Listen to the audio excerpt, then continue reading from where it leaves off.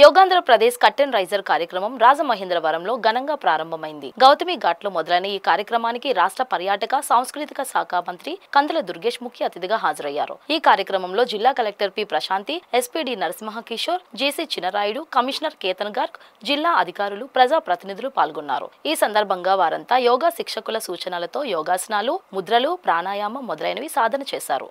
విశాఖపట్నంలో అంతర్జాతీయ యోగా దినోత్సవాన్ని జూన్ 21న ప్రతిష్టాత్మకంగా నిర్వహిస్తామని మంత్రి కందుల దుర్గేష్ తెలిపారు. CM Chandrababu Naidu, deputy CM Pavan Kalyan, మంత్రి నారా లోకేష్ల ఆధ్వర్యంలో యోగాకు సంబంధించి వివిధ కార్యక్రమాలను రూపొందించినట్టు చెప్పారు. మే 21 నుండి జూన్ 21 వరకు నెల రోజుల పాటు యోగా మాసంగా పాటిస్తూ యోగా సాధనపై గ్రామస్థాయి నుండి జిల్లా స్థాయి వరకు వివిధ అవగాహన కార్యక్రమాలు నిర్వహించనున్నట్టు పేర్కొన్నారు. జూన్ 21న విశాఖలో జరిగే అంతర్జాతీయ యోగా దినోత్సవంలో ప్రధాని మోదీ పాల్గొంటారన్నారు. ఈ సభలో 5 లక్షల మంది, అలాగే రాష్ట్రం మొత్తం మీద 5 కోట్ల మంది యోగా అభ్యసించే విధంగా కార్యక్రమాలు చేపట్టనున్నట్టు తెలిపారు. ప్రపంచానికి యోగా ద్వారా ఆరోగ్యాన్ని అందిస్తున్న దేశంగా భారత్ను నిలబెట్టాలన్న ప్రధాని మోదీ ఆలోచనకు అనుగుణంగా యోగా దినోత్సవాన్ని అత్యంత వైభవంగా నిర్వహిస్తామని మంత్రి దుర్గేష్ వివరించారు.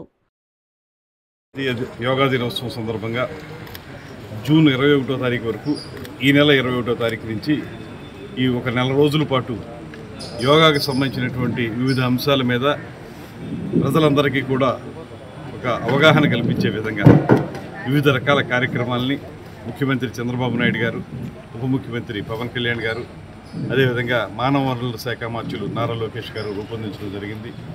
దీని ద్వారా మొత్తం జూన్ 21వ తారీఖున జరిగేటువంటి అద్భుతమైనటువంటి కార్యక్రమంలో విశాఖపట్నంలో ప్రధానమంత్రి గారు పాల్గొంటారు.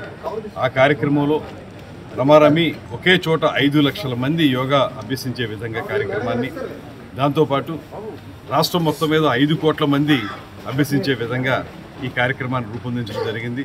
ఈ నెల రోజుల పాటు వివిధ ప్రాంతాల్లో వివిధ రకాలుగా ఈ అంతర్జాతీయ యోగా దినోత్సవం మీద అవగాహన కల్పించే విధంగా మహిళలు కానీ, విద్యార్థులు కానీ, సినిమా రంగానికి చెందిన వారు కానీ, ఇతర రంగాలకు చెందిన వారు అందరితోటి కూడా కార్యక్రమాలు నిర్వహించడం జరుగుతుంది.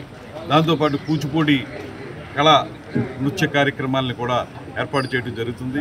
ఇవన్నీ కలిపి మొత్తంగా ప్రపంచానికి భారతదేశం ఇతర ఆర్థికపరమైన అంశాల్లో కానీ, శాస్త్ర సాంకేతికపరమైన అంశాల్లో ఎలా ముందంజ వేసిందో, అదేవిధంగా యోగా విషయంలో కూడా ప్రపంచానికి ఆరోగ్యాన్ని అందిస్తున్న దేశంగా ఈ దేశాన్ని నిలబెట్టాలనేటువంటి నరేంద్ర మోడీ గారి యొక్క ఆలోచన మేరకు ఈ యోగా దినోత్సవాన్ని బాగా నిర్వహించడానికి ఒక కమిటీ వేసుకున్నారు. ఆ కమిటీలో మేమందరం ఉన్నాం. ఆ కమిటీ ద్వారా రాబోయే రోజుల్లో అద్భుతమైన కార్యక్రమాలను ప్రారంభించడానికి ఈరోజు నా స్వగ్రామం అయినటువంటి రాజమండ్రిలోనే పాల్గొనడం ఆనందంగా ఉంది.